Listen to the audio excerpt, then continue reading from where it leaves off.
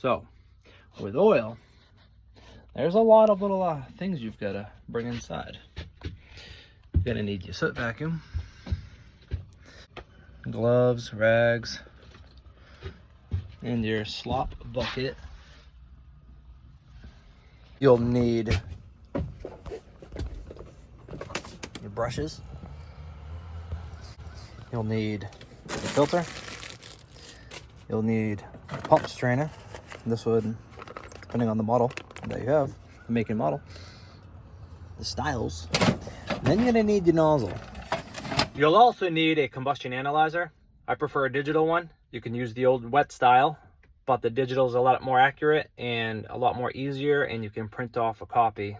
Don't forget your basic hand tools, and maybe even a kneeling pad or a stool to sit on, because oil burners will completely destroy your knees.